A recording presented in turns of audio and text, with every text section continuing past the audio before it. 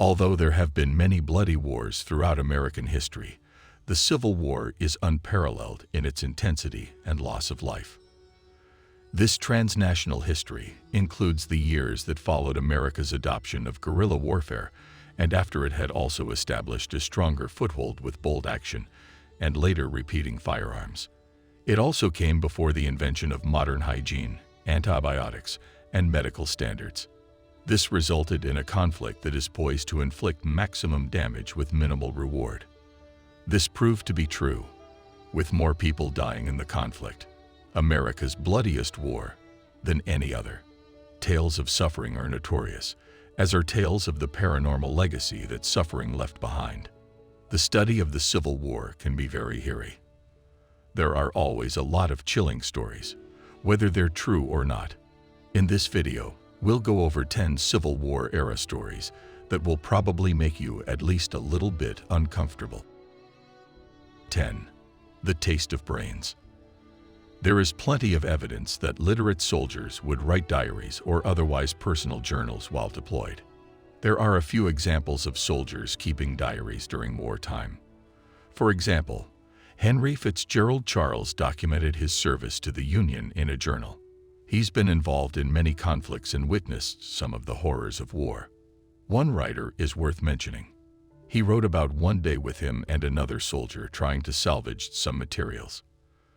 They rested, and all at once I heard a gun crack, and at the same time my mouth was filled with another man's brains.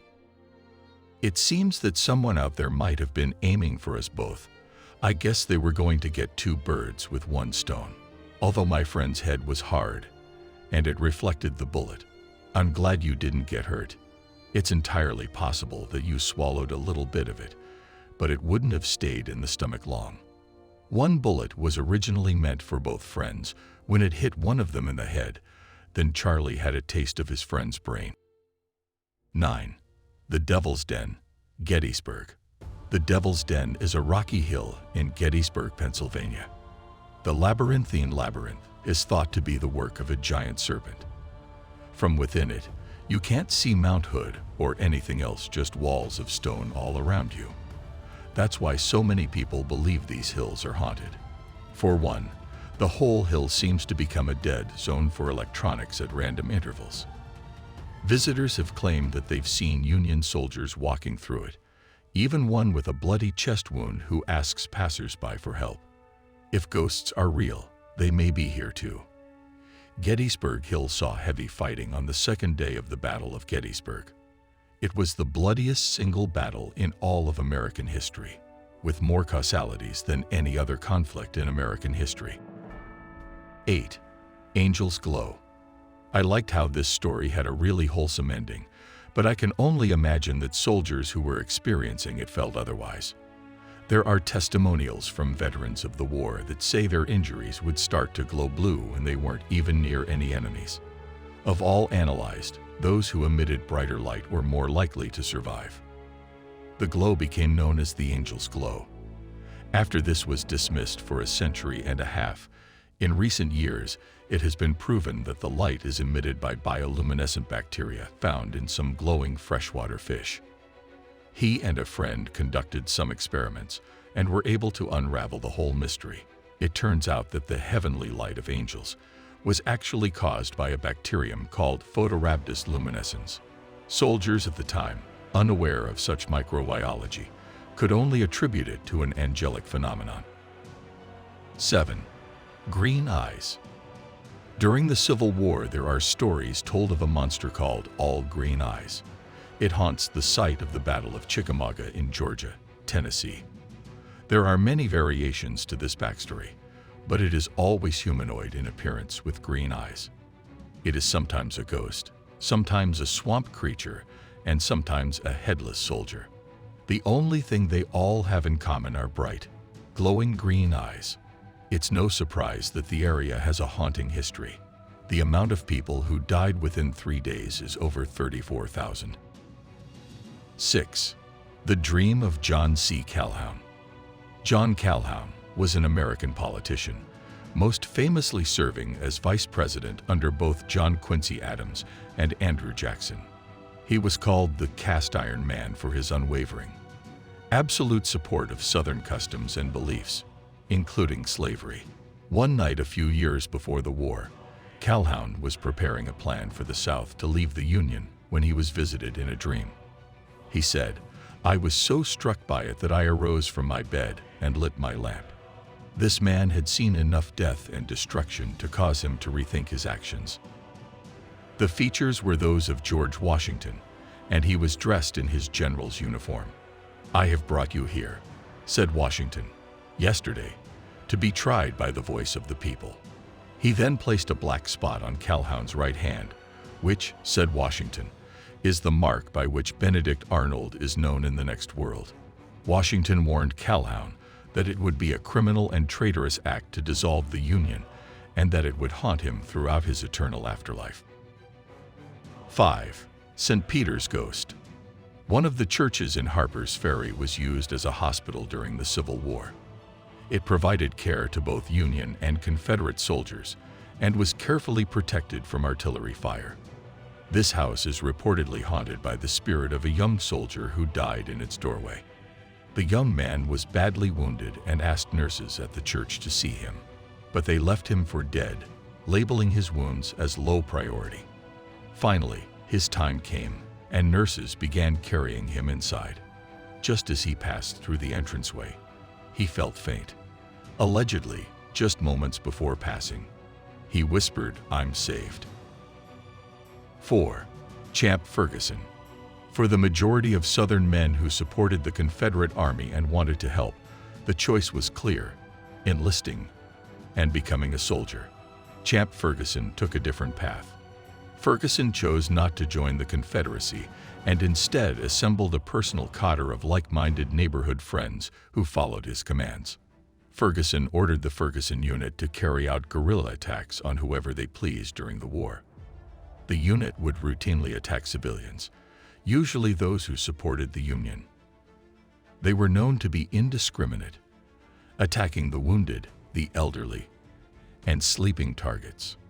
There are unsubstantiated, though believable, reports that Ferguson mutilated victims' bodies after death, such as by decapitating them or otherwise mutilating them.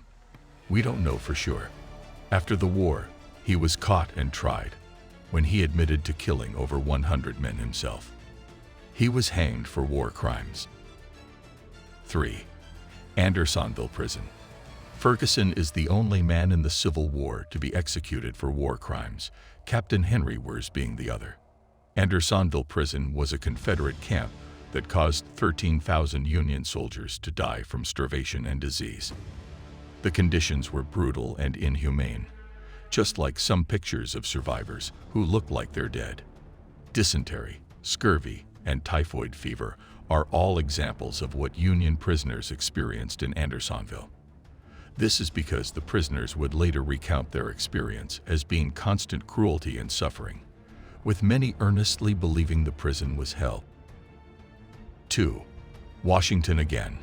One of the Civil War's most famous and triumphant stories is that of Colonel Joshua Chamberlain and his 20th Maine Regiment. The regiment made a dramatic charge down Little Round Top at the Battle of Gettysburg, likely preventing a total Confederate victory. Many soldiers in the regiment claim to have seen George Washington's ghost at the Battle of Princeton. However, many others don't believe it's him because he was supposed to be assassinated. According to Chamberlain, this specter's psychological effect on the men was tremendous, and so it served as an inspiration. Doubtless, superstitions exist among us, and we cannot be certain that such a thing is impossible. Few people have explored the immortal life that lies beyond the door. I know only of its effect and dare not try to explain such a thing. 1. The Tragedy of Sullivan Balu. Major Sullivan Balu fought in the Union Army and is well known for a letter he wrote to his wife, Sarah, that featured in Ken Burns's documentary, The Civil War. The letter that was read aloud in the documentary changed how many people viewed soldiers from that era. Previously, many had thought the average soldier was simple and had a basic literacy. However, Balu's letter proved they could be eloquent, deep, and contemplative. It's one of my favorite lines in the book. The memories of the blissful moments I have spent with you come creeping over me, and I feel most gratified to God and to you that I have enjoyed them so long. It has been hard for me to let go of you and all of the hope that our future held. It is difficult to accept that I will never again feel your warmth on my skin, hear your laughter lightening up my day, or see you smile at me. But life must go on. The more fortunate author of this text, however, endured it with stoicism. Godfrey Wibbert Balu was captured by Confederates before the First Battle of Bull Run occurred. A cannonball ripped off most of his right leg, and he didn't survive for very long after the incident. There are a number of rumors floating around suggesting that Confederate soldiers discovered his burial site. He was then exhumed, decapitated, and his desecrated body cruelly hung on display.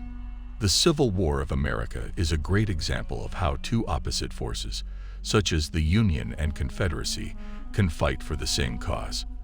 The Union wanted to keep America together and take away slavery. The Confederates wanted to break apart from the Union and keep slavery. These two forces were fighting for the same thing, but had completely different views on how this should be done. Thank you for watching. You can support us by hitting the like and subscribe buttons. See you soon.